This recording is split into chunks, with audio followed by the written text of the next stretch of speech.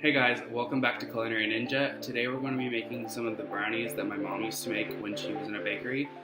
Although it's true that caramel is a little bit difficult to make, especially on the first try, but it is true that caramel does bring these brownies to the next level of decadence.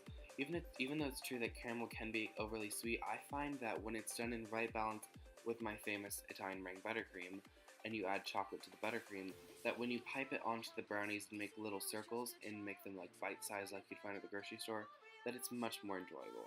So right here, I'm greasing the pan. So I used a 9 by 13 pan, but you can really use any sheet pan, baking pan you want. You can grease it with spray or with butter, but I recommend using butter because it's just more fun. I don't know, I like butter. I'm a buttery person. And then you take a sheet of parchment paper and you push it down onto either your spray or your butter. And this will just make sure that when you're taking the brownies out, it doesn't stick to the pan. After that, you can start on your melting butter and your chocolate. So you're doing a double broiler method here. So all you do is you basically fill the pot with 1 to 2 inches of water, and this is a saucepan. Try to have a heavy bottom because then that'll risk that it just makes it easier. And put the heat on medium-low, then stir in your butter into this bowl. And it's easier when your butter's cubed and your chocolate's chopped, so then it'll go faster. And you basically just want to keep stirring, and this will just make sure that the water isn't touching the bottom of the bowl, otherwise you can risk burning it. So right here I'm just showing you that when you put it on a pan, take it off of the heat, obviously using a mitten because it is a really hot bowl. You just keep stirring it until you get this super glossy feel. And I wouldn't actually recommend tasting it, even though it does look delicious, because bittersweet chocolate is not one of my favorites, and my mom used to trick me into eating it when I was little because I was still obviously obsessed with chocolate, as I still am now. When you're done with that, pop it into the fridge for about 2 minutes, and if you go any longer, your brownies will turn out cakey, so try to stick to 2 minutes. So right here, I'm just putting it into the fridge, and then you can start on taking it out and moving on to the next step.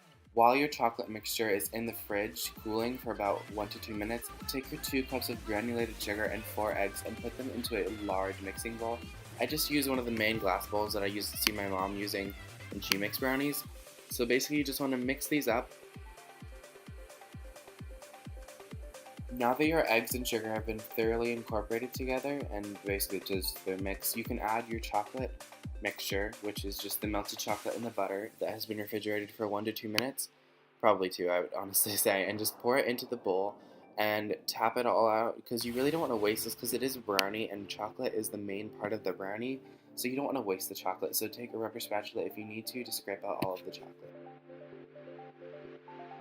Now you can take a large whisk and begin beating the chocolate into the eggs and the sugar. You don't really need to beat it as much as just stirring and just making sure that you use the whisk or spatula to get the side of the bowl. You just want to make sure till it's really incorporated, but you don't really want to overmix so there's no need to. So there's no really worry here, just don't overmix it, and then you can start adding your pinch of salt. Once you've added the salt into your current brownie mixture, add in about a half a teaspoon of vanilla extract. It's really important that you don't use vanilla bean paste or anything here because this will give them lots of flavor, and chocolate really does develop when you add vanilla flavor. Now add your 1 cup of all-purpose flour and make sure to also mix this in thoroughly, but once you add your flour, like it's okay to beat everything and then, but when you add your flour, you really just need to make sure it's incorporated. You don't need to really worry about lumps or anything because it's just a brownie. But really, if you overmix this, you can also end up with a cake-like brownie, which is okay if that's what you're going for, but if you're trying to just make a flat-out traditional brownie, you don't want to overmix the flour. Once that's done, you can start adding it into your grease and lime.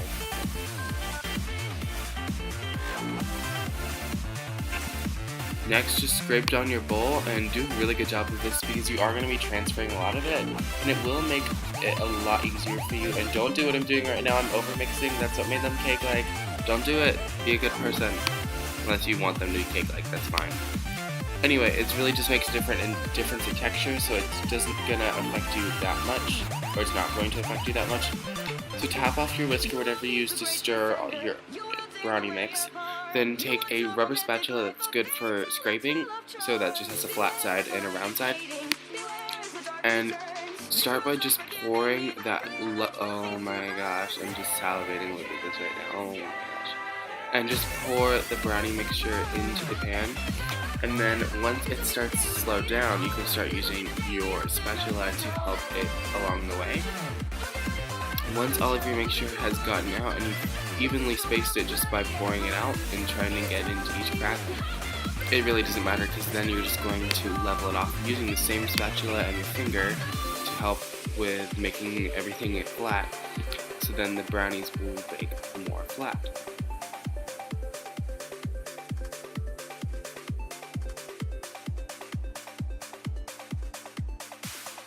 Like the song says, legends do scatter, and I am one of them because I used caramel inside a brownie.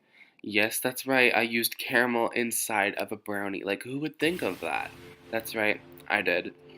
Anyway, enough with the gloating, because that's kind of stupid, because there are tons of people that do that all the time, but I just thought it was cool, because I don't really know about that, so it was cool how I felt like I invented the idea of caramel with brownies. So basically you just want to pour your caramel that has already been made and just reheat it and thin it out, but you want to make it like in between thick and thin consistency, so keep a careful eye, and you really only need to heat it for like 10 seconds and stir, and then you're done. Just making sure you know, you don't really have to use caramel in this recipe. These brownies are amazing on their own, but this just brings them another step up and really shows that you put on the work in the kitchen. So if you don't know how to make caramel, I will leave a recipe in the description below, and if that's not helpful, you can always look it up because it's really easy. So basically just take your caramel once you've reheated it or just made it and put it into a piping bag, and basically it's kind of gross looking, but when you put it in the piping bag it makes a makeshift piping bag even though it's a Ziploc bag, and then you can just cut a quarter off and then snip it. So then once you make your little brownie bites or however you want to use your caramel, you can pipe it on there without using a piping bag. So this just makes it easier for all the people who don't have piping bags at their home, which I didn't even know I had one till like 5 months ago. So this is just another helpful way, and when you're taking brownies out, don't do this. You want to turn it over and hopefully it should fall out, but if it doesn't fall out, don't do what I did. However your brownies came out, when you took them out, they might have cracked like mine did because I turned mine over and tried to pull them out like a not very smart person. You can cut them into these little circles if you want, and then take a piping bag filled with my buttercream that you have made chocolate, or you can also have caramel, or you can have both like I did. Just make sure that when you snip, you don't do too large of a snip like I did foolishly, because I'm still new to this, but like obviously you don't want to make a huge snip, otherwise you're gonna have like a mound of buttercream come out, and then it's gonna cover the whole thing.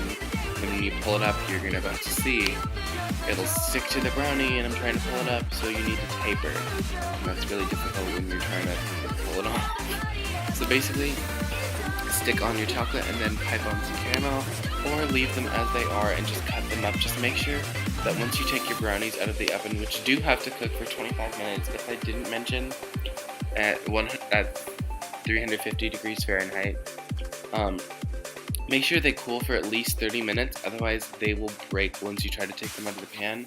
And then you can cut them up and serve them up however you want. They are definitely the best warm, personally, but if you're feeling in a bad mood, like someone broke up with you or anything really, you can just take all the scraps if you make all these little bites and put them into a bowl of vanilla ice cream and chow down. These are one-of-a-kind brownies, and I hope you enjoy them as much as I do.